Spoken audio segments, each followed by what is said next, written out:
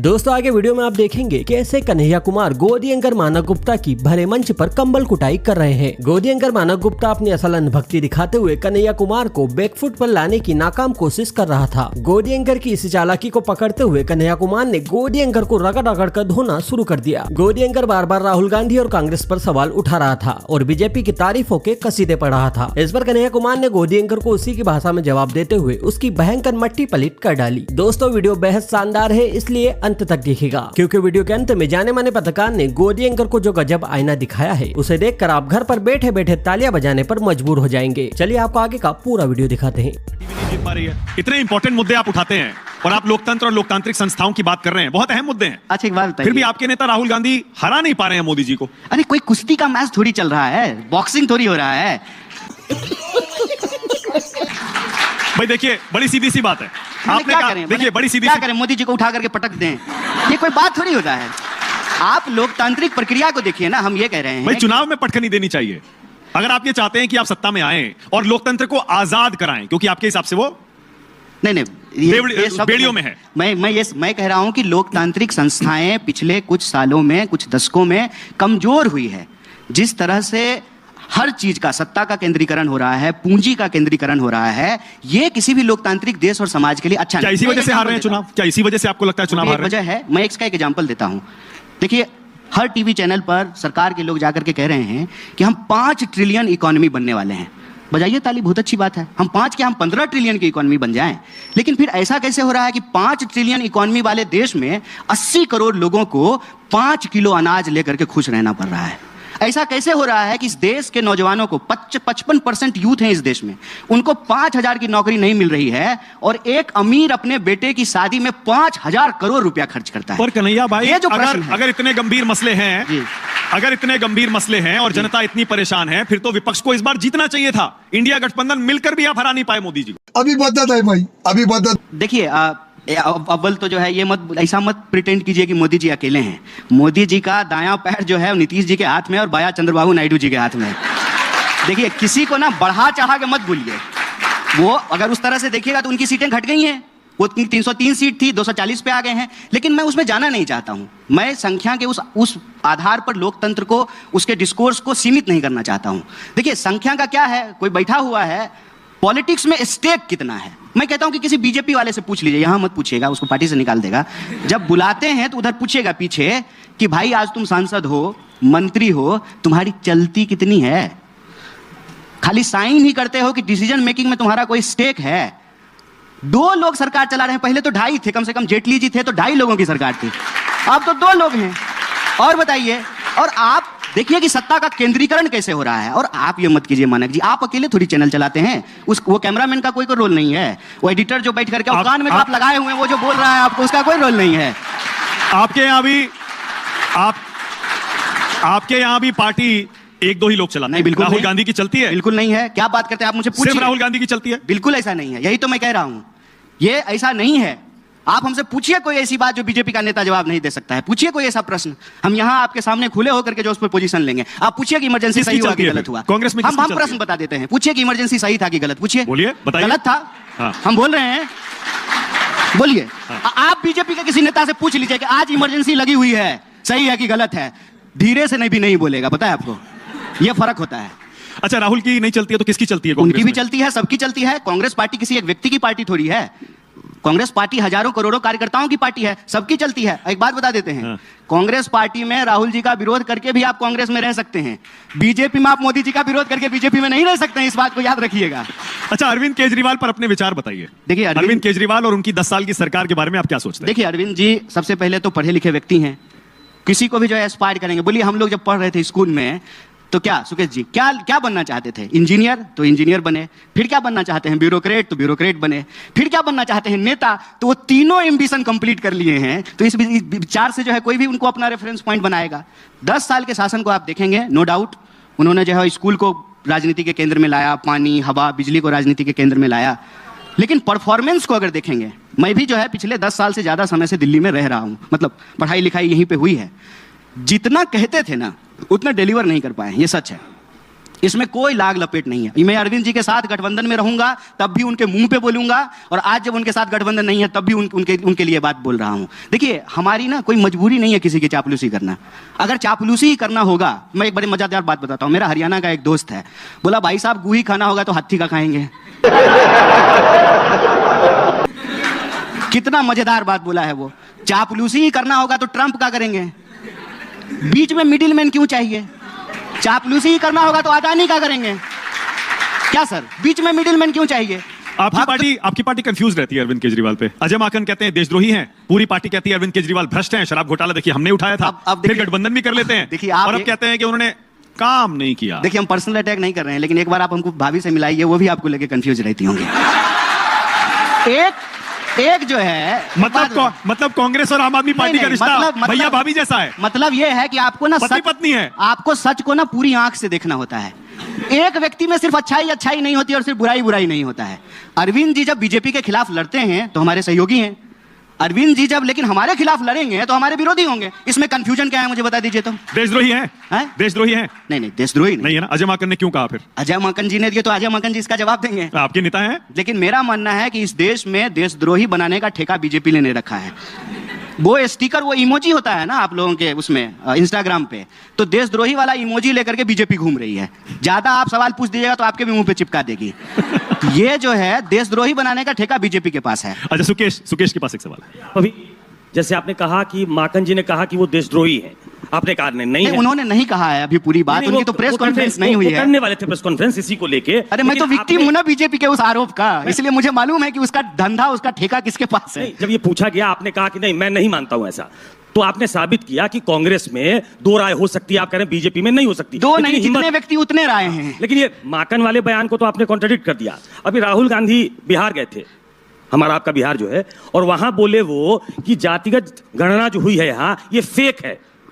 आप भी मानते हैं फेक है? नहीं, उसमें राहुल गांधी वाले बयान को भी कॉन्ट्राडिक्ट कर दीजिए आप। अच्छा किए कि आप जाति जनगणना जैसा महत्वपूर्ण विषय लेकर के आए। पता नहीं जो है मानक जी पूछते ही नहीं है। अभी बहुत सारे सवाल हैं, अभी तो पूरी लिस्ट है। जाति जनगणना नोएडा की फिल्म सिटी में चर्चा हो देश के प्रमुख हिंदी चैनल पर, मैं कहता हूं यही जीत है हमारी।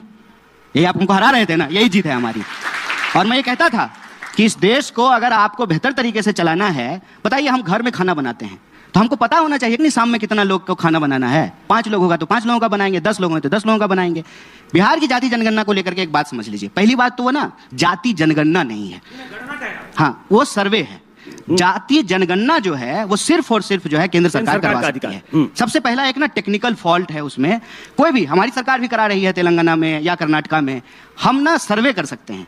जनगणना करने का काम केंद्र सरकार का है, उसके लिए बकायदा आयोग बना है। वो एक कॉन्स्टिट्यूशनल बॉडी है, संवैधानिक संस्था है जिसका काम है ये करना। और फिर क्या है ना कि जब आप सर्वे कराते हैं तो जिस तरह से आपको डिटेलिंग चाहिए, क्योंकि घर के लिए हमने आसान भाषा में बोल दिया कि 5 लोग हैं तो 5 लोगों का खाना बनाएंगे, लेकिन देश चलाना जो है घर चलाने से ज़्यादा मुश्किल काम है। तो सिर्फ गिन लेने से नहीं होगा।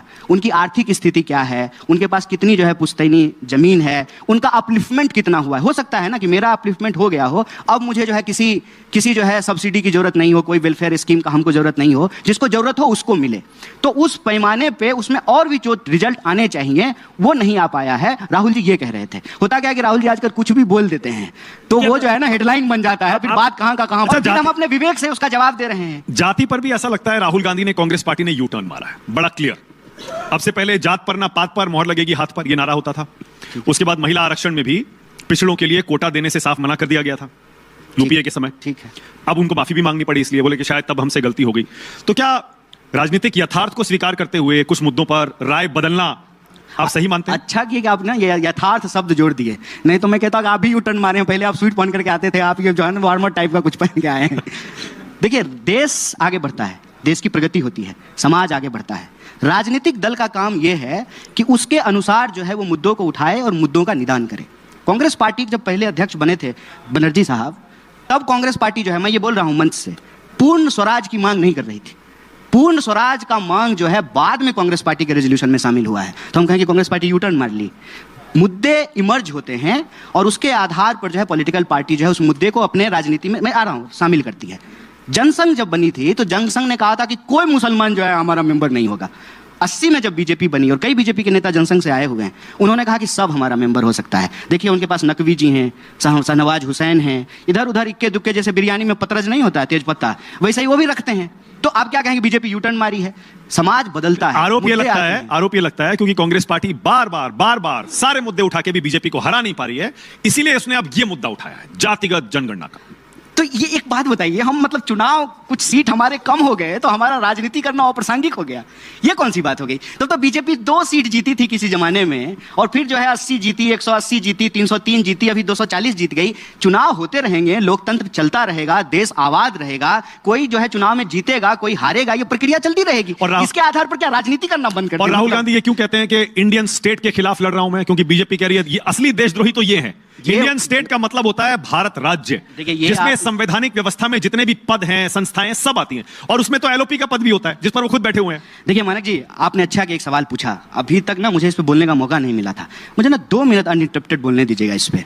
पहली बात तो ये कि ये बयान आज उछाला क्यों जा रहा है? As a audience, as a receiver end पे ना मैं इसको ऐसे समझता हूं कि दरअसल मोहन भागवत जी ने ना 1 दिन पहले कहा कि 47 में जो आजादी मिली वो झूठी थी। बयान वो था, मुद्दा वो था। अब क्या है ना कि डाइवर्ट करना है तो कुछ पकड़ लो जिससे बात कहीं और पहुंच जाए। मैं इसको एक्सप्लेन करता हूं। देखिए, अगर आपको कहना है ना कि देशद्रोह क्या है, तो आज के डेट में जो राज व्यवस्था है वो राज व्यवस्था संविधान की राज व्यवस्था है। इससे पहले अंग्रेजों की राज व्यवस्था थी, उससे पहले मुगलों की राज व्यवस्था थी। संविधान के राज व्यवस्था में संविधान लागू होने की प्रक्रिया को झूठा साबित करना, मतलब भागवत जी के नजर में महिला पुरुष बराबर हुए, दलित ब्राह्मण बराबर हुए, ये झूठ था जो 47 में हुआ। वो राजद्रोह नहीं है, वो देशद्रोह नहीं है। लेकिन राहुल गांधी ये कहें कि इस देश की लोकतांत्रिक संस्थाएं कैप्चर की जा रही है आरएसएस बीजेपी के द्वारा, चुनाव आयोग को कैप्चर किया गया है, मीडिया संस्थान को कैप्चर किया गया है, लोकतंत्र की अलग अलग संस्थाओं को कैप्चर किया गया है, और ये भारतीय राज व्यवस्था से, भारत के देश से नहीं, भारत के समाज से नहीं, भारतीय राज व्यवस्था से लड़ाई है। तो उस बात को किस तरीके से प्रस्तुत किया जा रहा है? एक बात मैंने आपको कहा ना कि इमरजेंसी गलत था, तो इमरजेंसी भारतीय राज व्यवस्था ने लगाई थी ना, जिसके खिलाफ में ये सारे नेता पैदा हुए हैं। मोदी जी पेंट पहन करके इमरजेंसी का विरोध कर रहे होंगे गुजरात में उस वक्त जब बच्चा होंगे, तो तब आप मुझे बताइए, जेपी का बयान याद है कि नहीं देश को, कि कहा कि जो है इंदिरा गांधी का साथ देना बंद कर दे इस देश की सेना और इस देश की पुलिस। क्या इस देश के इस आधार पर देश का कोई ऐसा विपक्ष का नेता है जिसके ऊपर मुकदमा नहीं होना चाहिए अगर राहुल गांधी गलत है तो? भारत की राज व्यवस्था में विपक्ष का काम है उस राज व्यवस्था में अगर कुछ गलत हो रहा है तो उसका वो खुल करके विरोध करे। और राज व्यवस्था इसलिए बोला जाता है कि कार्यपालिका के 2 अंग होते हैं, एक अस्थायी कार्यपालिका होता है, एक अस्थायी कार्यपालिका होता है। और आज की स्थिति यह है कि सिर्फ अस्थायी कार्यपालिका नहीं कैप्चर हुआ है, सिर्फ पार्लियामेंट की बात नहीं कि उनको 303 सीट है और उनकी सरकार है 15वें साल में। इसकी भी बात है कि चुनाव आयोग पोजीशन नहीं लेती है। आप मुझे बताइए कि विधानसभा चुनाव के वक्त और लोकसभा चुनाव के वक्त महाराष्ट्र में 1 करोड़ वोट का डिफरेंस है, नए 1 करोड़ वोटर ऐड हुए हैं। इस सवाल को जब कांग्रेस पार्टी उठा रही है, चुनाव आयोग से पूछ रही है, चुनाव आयोग इसका जवाब नहीं दे रहा है। नहीं जवाब दिया उन्होंने, नहीं दे रहा है साहब। अरे ऐसे 50 सवाल हैं, चुनाव आयोग बोलती नहीं है। और आप क्या बात करते हैं, जिस तरह से हमारे आदरणीय राजीव जी अभी चुनाव आयुक्त बने हुए हैं, कभी भारत के इतिहास में ऐसा हुआ था? लेटरल एंट्री के नाम पे जी सर नमस्ते सर कहने वाले लोगों को हर पोजीशन पे बिठा दिए हैं और कहते हैं कि जो है इंस्टीट्यूशन कैप्चर नहीं हुआ है। आप अपने दिल पर हाथ रख करके बताइए मयंक जी, आपको डर लगता है कि नहीं लगता है? क्या आप आजाद हैं हर बात बोलने के लिए? हम आजाद हैं क्योंकि हमको जेल जाने से डर नहीं लगता है, हम इसलिए कुछ भी बोलते हैं। जिसको खोने के लिए कुछ है वो आज डर रहा है। और आप कह रहे हैं कि जो है लोकतंत्र में सब कुछ ठीक है। कन्हैया कुमार कुंभ में डुबकी लगाने जाएंगे क्या? अखिलेश जी हो आए हैं, राहुल गांधी और प्रियंका गांधी के बारे में लोग पूछ रहे हैं कि वो जाएंगे नहीं जाएंगे। मैं कन्हैया कुमार से पूछ रहा हूं, जरूर जाएंगे। कन्हैया कुमार कुंभ में डुबकी लगाने जाएंगे क्या? जरूर जाएंगे, लेकिन रील बनाने के लिए नहीं जाएंगे। जो रील बनाने के लिए जा रहा है बाबा लोग से पिटा रहा है, चिमटा चिमटा पिटाई हो रहा है उसका। मेरा देखिए आपसे यही निवेदन है भैया, मैं गंगा किनारे पैदा हुआ हूँ, मेरा घर मेरा गांव गंगा के किनारे है, पढ़ाई लिखाई के जमुना किनारे में हुई है, तो गंगा जमुना का संगम हमारे जीवन में धार्मिक है वैसे आप? तो मेरी बात सुन लीजिए, मैं बड़ी इंपॉर्टेंट बात बता रहा हूँ आपको। गंगा जमुना का संगम मेरे जीवन में है, गंगा किनारे पैदा हुए, पढ़ाई लिखाई जमुना किनारे हुए, नाम कन्हैया है। आस्था और भक्ति, इसके बारे में बहुत इंपॉर्टेंट बात बोल रहा हूँ। ये ना टीवी चैनल यूट्यूब मोबाइल से पहले धर्म था, भक्ति थी, आस्था था, संगम था, और हजारों साल से लोग वहां पे डुबकियां लगा रहे हैं। जिस तरीके से आज उसको बदनाम करने की कोशिश की जा रही है, मैं कहता हूं कि ये किसी के आस्था के ऊपर प्रहार नहीं करना चाहिए, बहुत गलत है। सिर्फ जो है टीआरपी के लिए, व्यूज के लिए, रील के लिए, पॉपुलर होने के लिए आप एक भक्ति परंपरा को बदनाम कर रहे हैं, ये गलत बात है। हमको मौका मिलेगा जरूर लगाएंगे। और मैं आपको बता दूं, मैं तो वहां से आता हूं, मेरी माँ कहती थी, मेरी दादी कहती थी, मन चंगा तो कठौती में गंगा। धर्म के खिलाफ नहीं है साहब, धार्मिक हैं, लेकिन आडंबर के पक्ष धार्मिक है, मतलब धार्मिक है, हमेशा से रहे हैं या बाद में बदला है। भारत जैसे देश में पैदा होकर के कोई व्यक्ति अधर्मिक कैसे हो सकता है? अधर्मिक, अधर्म क्या है? अधर्म यह है कि आप पत्रकार हैं और आप सवाल ना पूछें, ये अधर्म है। मैं विद्यार्थी हूं, अगर मैं पढ़ाई नहीं करूं, ये अधर्म है। कोई शिक्षक अगर पढ़ाए नहीं, ये अधर्म है। न्यायालय में अगर न्याय नहीं मिले, ये अधर्म है। देखिए, धर्म आपकी प्रकृति से जुड़ा हुआ मामला। राम मंदिर जाएंगे, अभी तक तो नहीं गए। नहीं, राहुल गांधी नहीं गए, प्रियंका गांधी नहीं गई, कन्हैया कुमार नहीं गए, कांग्रेस के बड़े नेता। कौन से राम मंदिर की बात कर रहे हैं? जो अयोध्या में बना सुप्रीम कोर्ट के हम फैसले के अपने बाद। गली के राम मंदिर में जाएंगे, राम जी वहां भी हैं, राम जी वहां भी हैं। कौन सा ऐसा हिस्सा है इस देश का, इस सृष्टि का, जिसमें राम नहीं? हमको बता वहां तो पैदा हुए थे रामलला, अयोध्या में, जहां पर मंदिर बना। आप कहां पैदा हुए थे ये तो पता नहीं है। कौन बताएगा कि कौन कहां पे पैदा हुआ था? आस्था है, आपने भी आस्था की बात की ना, ये हिंदुओं की आस्था है। अरे पूरी सृष्टि राम की है। हाँ। कौन सा ऐसा कण है जिसमें राम नहीं है? आपके भीतर राम है, हमारे भीतर राम है। आडंबर नहीं करेंगे, राजनीति नहीं करेंगे, धर्म को धंधा नहीं बनाएंगे। अरविंद केजरीवाल होकर आए हैं राम और मंदिर। धर्म के नाम पे वोट अरविंद नहीं केजरीवाल मांगेंगे। कह रहे थे, और जिनको धर्म के नाम पे वोट देना है, अपने पास रखिए, आपका वोट नहीं चाहिए। और याद रखिएगा, अगर आप धर्म के नाम पे वोट दीजिएगा तो ये वोट देने का अधिकार भी आपके पास नहीं बचने वाला है। पर अरविंद केजरीवाल एक बार नहीं, वो कह रहे थे 2-2 बार होकर आया हूं मैं। आप भी 200 बार चले जाइए, कोई दिक्कत नहीं है। मैं कह रहा हूं मुद्दा क्या है? मुद्दा यह है भाई साहब, आज सवाल पूछना गुनाह हो गया है। नीतीश कुमार के खिलाफ एक अकेला विद्यार्थी, और बड़े बहुत दुख के साथ ये बात बोल रहा हूं आपको, मुजफ्फरपुर में एक अकेला विद्यार्थी एक सवाल लिख करके एक पोस्टर लेके खड़ा हो गया, अकेला, उसको पकड़ करके जेल में डाल दिया। चीफ मिनिस्टर अभी मध्य प्रदेश का जो है, एक महिला का जो है ना, सामने से जन माइक छीन रहा था। ऐसा लग रहा है कि लोग नेता है कि गुंडा है। रुपया में और देश के नेता में गिरने का कंपटीशन है, और भारतीय नेता अभी भी जो है बढ़त बनाए हुए हैं।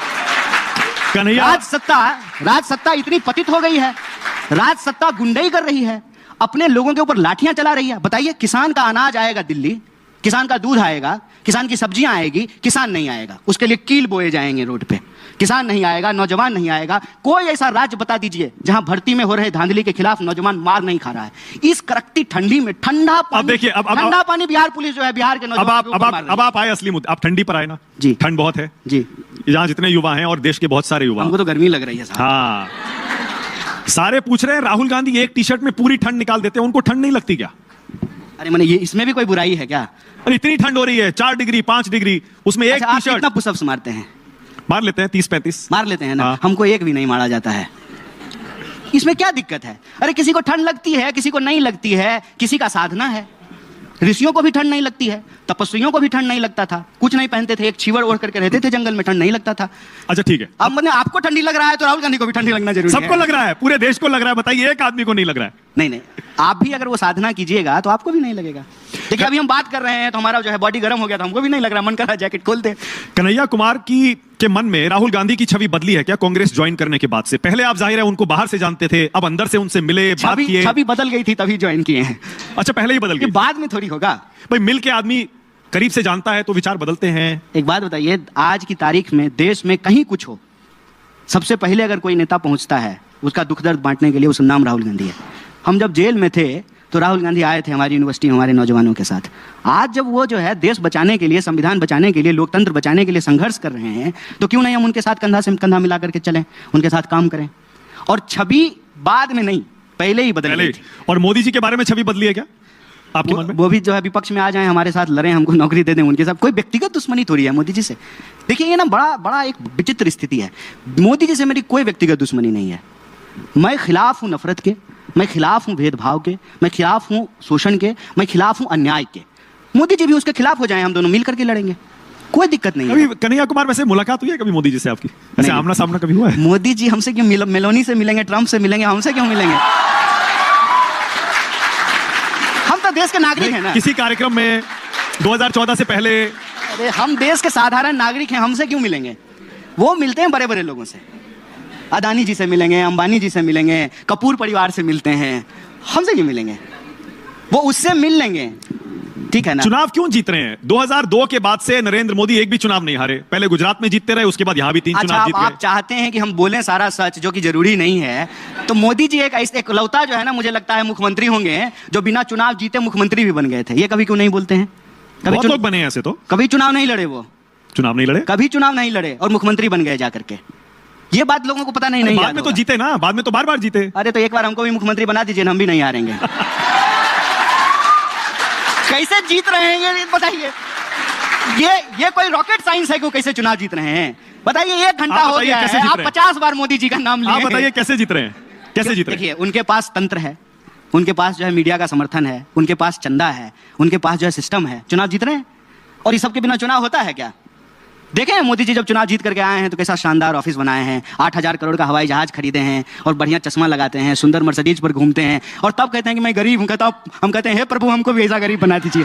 कुमार बार बार जब ये कहते हैं कि बीजेपी लोकतंत्र की हत्या करती है, मोदी जी लोकतंत्र की हत्या करते हैं, उनके यहाँ तो अध्यक्ष का चुनाव हो रहा है। अच्छा, आपको नहीं महसूस होता? उनके यहाँ बीजेपी ईमानदारी से एक बार बोल दीजिए। रुकिए ना एक मिनट। बीजेपी में अध्यक्ष का चुनाव हो रहा है और जमीन तक हो रहा है, जिला जिला आजकल वोटिंग हो रही है, उसके बाद वहां से केंद्र में आएगा और तब एक आपको मंत्रालय से फोन नहीं आता है? मानक जी, है? सच बोलिए, एक बार आज सच बोल दीजिए। आप जीवन भर हम आपके प्रति जो है ना ऋणी रहेंगे। कोई पत्रकार है जो हिम्मत करके बोल देता है? बोलिए, मंत्रालय से टीवी चैनलों को फोन आता है कि नहीं आता है? एक बार बोलिए। हमें तो नहीं आता है। सुकेश जी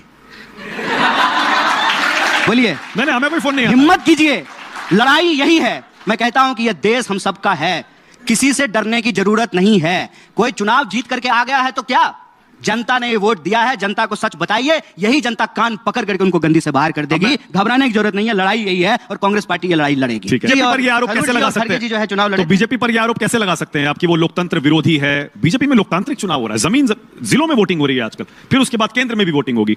अरे तो अपने पार्टी में मानक को थोड़ा ठीक कर देता हूं।